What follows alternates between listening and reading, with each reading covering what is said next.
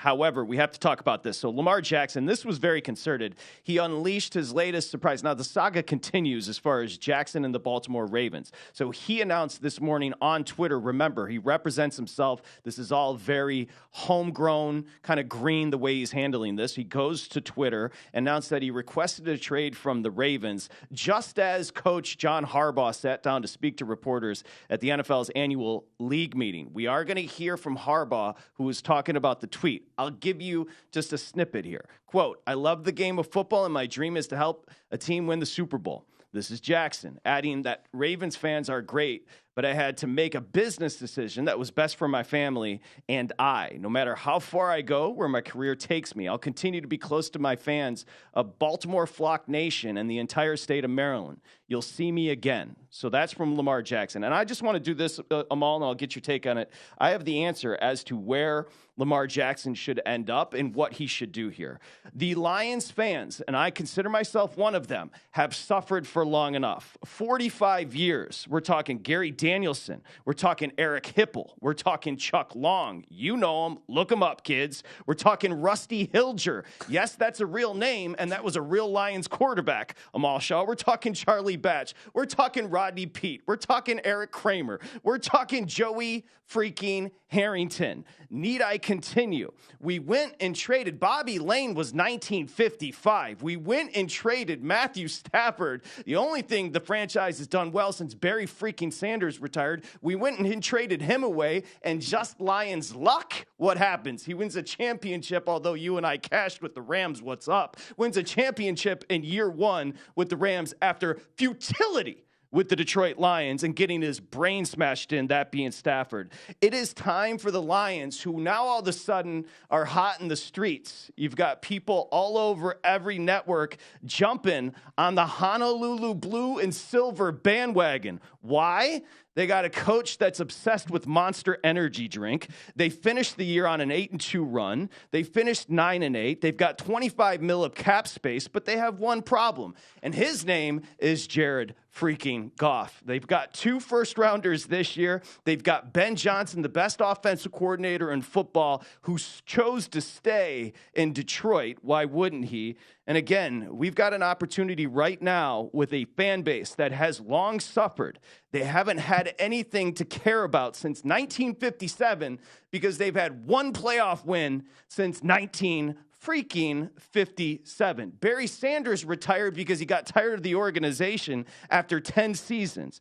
We need a 26-year-old difference maker that will bring us a ring. High risk injuries.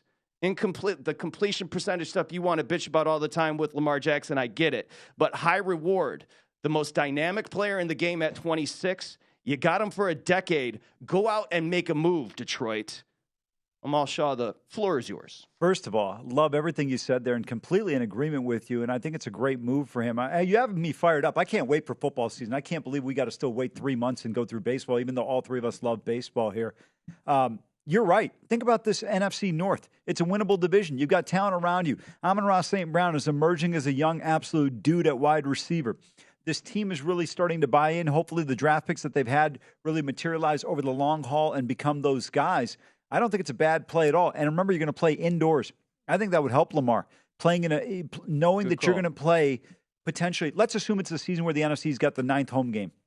You're going to play in a dome in Minnesota. Yeah, you have to play on the road in Green Bay, and you have to play on the road in Chicago. But still, I think it's a very winnable division. And immediately, the minute he steps into Detroit, he becomes the best quarterback in this division. We're not looking at Kirk Cousins. We're not looking at Justin Fields. We're not looking at Jordan Love. It would be Lamar Jackson. And I think the Detroit Lions potentially become that team that not only could win the division, they can make noise in the conference because San Francisco's got question marks at quarterback. Philadelphia, we have some uncertainty losing both coordinators this year. How good are they going to be? You've got some other moves going on there. Hargrave goes to San Francisco. So there's certain uncertainty throughout the NFC. In the AFC, Patrick Mahomes, Josh Allen, and Joe Burrow are all young. They're not going anywhere. They're going to be cornerstone quarterbacks for a decade to come. This would be a prudent move. Initially, when you started saying that, I was like, he's off his rocker. But I was so enamored. It was such a great speech. You got me jumped up and out of my chair and ready to move. I got to be honest with you. I'm fired up. And you know what? I think of Michigan as the cesspool of the world. Well, equally, yes, an Ohio State grad. Yes, equally, absolutely. you've got me fired up because the retort was just as good, so I appreciate you. And you've come full circle on Lamar Jackson, whereas you said maybe he shouldn't get the 250 and guaranteed because of the inaccuracy and potentially the injuries. But it sounds like Detroit, you think, may be a good fit. Depending on situation, I think Harbaugh's a tremendous coach. I think John Harbaugh is one of the best coaches in the NFL. Nobody, including Belichick, manages the game, in my opinion, better than John Harbaugh.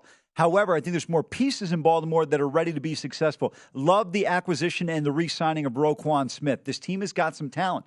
On the flip side, I think in Detroit, this signing alone would increase your season ticket sales. I don't know if they're sold out for the year or not. I don't believe they are. But, Patrick, I think you talk about an infusion of energy. This would be returning to the late 80s Pistons. This would be the late 90s, 2000s Red Wings. This would be 1984 and the Detroit Tigers. I mean, this would be unbelievable for the Motor City.